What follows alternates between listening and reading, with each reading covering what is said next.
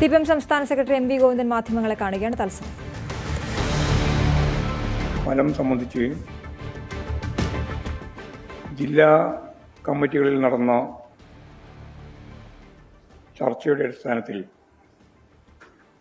സംസ്ഥാന സെക്രട്ടേറിയറ്റും സംസ്ഥാന കമ്മിറ്റിയും വിശദമായിട്ട് പരിശോധിച്ച് തിരഞ്ഞെടുപ്പ് റിവ്യൂ പൂർത്തിയാക്കുകയുണ്ടായി. സഖാവ് കെ ശൈലജ ടീച്ചറുടെ അധ്യക്ഷതയിൽ ചേർന്ന യോഗത്തിൽ അഖിലേന്ത്യാ ജനറൽ സെക്രട്ടറി സഖാവ് MA ബേബി, PB അംഗങ്ങളായ സഖാക്കൾ പിണറായി വിജയൻ, A വിജയരാഘവൻ എന്നിവർ സംസ്ഥാന സെക്രട്ടേറിയറ്റിലും സംസ്ഥാന കമ്മിറ്റിയിലും പങ്കെടുക്കുകയുണ്ടായി. തെരഞ്ഞെടുപ്പിൽ അപ്രതീക്ഷിതമായി ഉണ്ടായ പരാജയത്തെ സംബന്ധിച്ച് വിശദമായ പരിശോധന നടത്തുകയും അതടിസ്ഥാനപ്പെടുത്തിയുള്ള ഭാവി പരിപാടികൾ തീരുമാനിക്കുകയും ചെയ്യുക എന്നുള്ളതായിരുന്നു ഏറ്റവും പ്രധാനപ്പെട്ട അജണ്ട. കേരളത്തിലുണ്ടായ ഈ അപ്രതീക്ഷിതമായ പരാജയം ശരിയായ ദിശാബോധത്തോടെ വിലയിരുത്തി അടുത്ത അസംബ്ലി തെരഞ്ഞെടുപ്പിൽ നല്ല മുന്നേറ്റം സൃഷ്ടിക്കാൻ സാധിക്കണം എന്നാണ് പാർട്ടി പൊതുവെ തീരുമാനിച്ചത്. കേരളത്തിൽ അവസാനം നടന്ന പാർലമെന്റ് തെരഞ്ഞെടുപ്പിൽ 33.60% വോട്ടാണ് ഇടതുപക്ഷ ജനാധിപത്യ മുന്നണിക്ക് ലഭിച്ചത്. ഇപ്പോൾ അത് 39.73% വോട്ടായി ഉയർന്നു. കഴിഞ്ഞ പാർലമെന്റ് തെരഞ്ഞെടുപ്പിൽ 66,65,370 വോട്ടാണ് LDFന് ലഭിച്ചത്. 66,65,370 വോട്ടാണ് LDFന് ലഭിച്ചത്. ഇത്തവണ അത് 84,185 വോട്ടായി വർദ്ധിച്ചു. അതായത് 17,35,175 വോട്ടിന്റെ വർധനവാണ് ഉണ്ടായത്. UDFും BJPയും അവരുടെ വോട്ട് ലോക്സഭാ തെരഞ്ഞെടുപ്പിനെ അപേക്ഷിച്ച് കുറയുകയാണ് ചെയ്തിട്ടുള്ളത്. ഇപ്രാവശ്യത്തെ തെരഞ്ഞെടുപ്പിൽ അസംബ്ലി നിയോജക മണ്ഡലങ്ങൾ കണക്കാക്കിയാൽ ഏതാണ്ട് 60 നിയോജക മണ്ഡലങ്ങളിൽ LDFന് കൃത്യമായ ലീഡ് ഉണ്ട്. നേരിയ വോട്ടിന്റെ വ്യത്യാസത്തിൽ പിറകിൽ പോയ നിരവധി മണ്ഡലങ്ങളും ഉണ്ട്. അപ്പോൾ അവ പലതും പ്രാദേശിക പ്രശ്നങ്ങളുടെയും പ്രതിപക്ഷ രാഷ്ട്രീയ പാർട്ടികൾ നടത്തിയ കള്ള പ്രചാരവേലയുടെയും വർഗീയ ഇടപെടലുകളുടെയും മാധ്യമ ശൃംഖലകൾ നടത്തിയ ഇടതുപക്ഷ വിരുദ്ധ പ്രചാരണത്തിന്റെയും എല്ലാം ഭാഗമായി പിന്നിൽ പോയിട്ടുള്ളതാണ്. അത്തരം മണ്ഡലങ്ങളെല്ലാം ശരിയായ രാഷ്ട്രീയ പ്രചാരണം നടത്തി സംഘടനാ പ്രവർത്തനത്തിലൂടെ തിരിച്ചുപിടിക്കാൻ പറ്റും എന്ന് തന്നെയാണ് പാർട്ടി വിശ്വസിക്കുന്നത്. സർക്കാരിനെ സംബന്ധിച്ചുള്ള മികച്ച അഭിപ്രായമാണ് നിലനിൽക്കുന്നത്.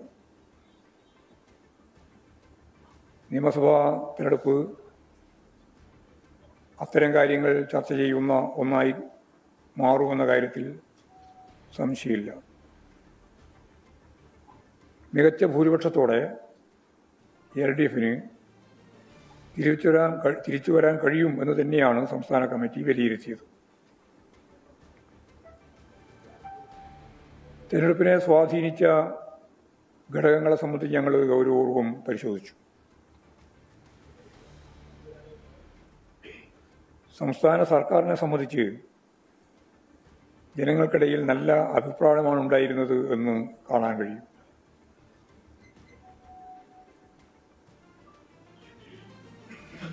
നല്ല രീതിയിൽ പ്രവർത്തിക്കുന്ന സർക്കാരിനെതിരെ സർക്കാരിൻ്റെ എന്തെങ്കിലും കാര്യങ്ങൾ ചൂണ്ടിക്കാണിച്ചുകൊണ്ട് വോട്ട് നേടുന്നതിന്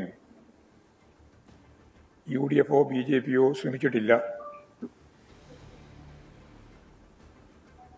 കള്ള പ്രചാരവേലയുടെ അടിസ്ഥാനത്തിലാണ്, അത്തരത്തിലൊരു പരമ്പരയാണ് UDFും BJPയും അഴിച്ചുവിട്ടിട്ടുള്ളത്.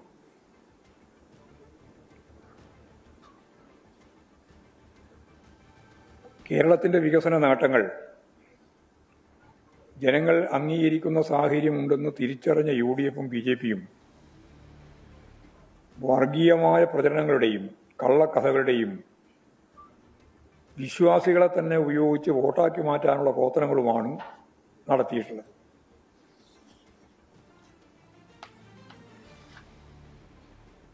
BJP ഹിന്ദുത്വ വർഗീയതയിൽ ഊന്നി നിന്നുകൊണ്ട് വ്യാപകമായ കള്ളപ്രചാരവേലകൾ അതിന് നേതൃത്വം നൽകി നടത്തുകയുണ്ടായി. മുസ്ലിം ലീഗിന്റെ നേതൃത്വത്തിൽ ജമാഅത്തെ ഇസ്ലാമിയെയും SDP-യെയും ഉപയോഗപ്പെടുത്തിക്കൊണ്ട് അവരുടെ കാഴ്ചപ്പാടുകളെ കമ്മ്യൂണിസ്റ്റ് വിരുദ്ധ പ്രചാരകർക്ക് വേണ്ടി ഉപയോഗിക്കുന്ന നില നല്ല കള്ള പ്രചാരവേലയിലൂടെ അതിന് നേതൃത്വം കൊടുത്തുകൊണ്ട് നടത്തുകയുണ്ടായി. UDFിലെ ഘടകകക്ഷികൾ മുസ്ലിം ലീഗിന്റെ നേതൃത്വത്തിലുള്ള ജമാഅത്തെ ഇസ്ലാമിയും ചേർന്നുള്ള പ്രചരണ പ്രവർത്തനങ്ങൾക്ക് എല്ലാവിധ ഒത്താശയും ചെയ്തു കൊടുത്തു. എല്ലാ വർഗീയ ശക്തികളെയും ഒപ്പം നിർത്തി ഇടതുപക്ഷത്തെ മുഖ്യശത്രുവായി കണ്ടുകൊണ്ടുള്ള പ്രചാരവേലകളാണ് ഈ തെരഞ്ഞെടുപ്പിലുടനീളം ഉണ്ടായത്. ഈ രണ്ട് വിഭാഗവും BJPയും അതുപോലെ തന്നെ UDFും ഇടതുപക്ഷത്തെ മുഖ്യ ശത്രുവായി കണ്ടുകൊണ്ടുള്ള പ്രചരണവും സമീപനവും സ്വീകരിച്ചു. പലയിടങ്ങളിലും UDFും LDFും തമ്മിൽ മത്സരം നടക്കുന്നിടത്ത് BJP വോട്ടുകൾ UDFിന് അനുകൂലമായി ചെയ്യിച്ചു.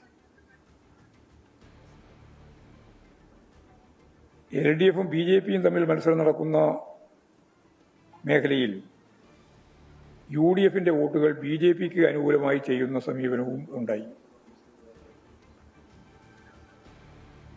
ഉദാഹരണമായി തിരുവനന്തപുരം നഗരസഭ കോർപ്പറേഷനിൽ BJP ജയിച്ച 41 ഡിവിഷനുകളിൽ UDF 3-ാം സ്ഥാനത്താണ്.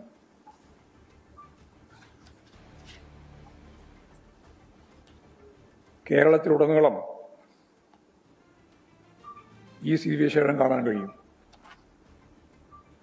അവർ പരസ്യമായി ഒരു മുന്നണി എന്ന രീതിയിൽ BJPയും കോൺഗ്രസും ചേർന്ന് നിന്നിട്ട് പ്രവർത്തിച്ചു എന്ന് പറയാൻ സാധിക്കില്ലെങ്കിലും ഞാൻ നേരത്തെ പറഞ്ഞ രണ്ടാളുടെയും കമ്മ്യൂണിസ്റ്റ് വിരുദ്ധതയെ ഉപയോഗപ്പെടുത്തിക്കൊണ്ട് കേരളത്തിലുടനീളം തന്നെ ഓരോരോ പഞ്ചായത്തിലും പരിശോധിച്ച് നോക്കുമ്പോൾ ഇത്തരത്തിലുള്ള പരസ്പരം വോട്ട് കൈമാറ്റം നടത്തി എന്നുള്ളത് പ്രത്യക്ഷത്തിൽ മനസ്സിലാവുന്ന കാര്യമാണ്.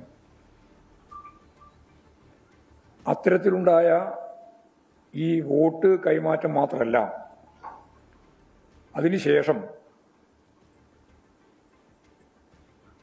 പ്രസിഡന്റ് ഭാരവാഹി തെരഞ്ഞെടുപ്പ് ഘട്ടത്തിലും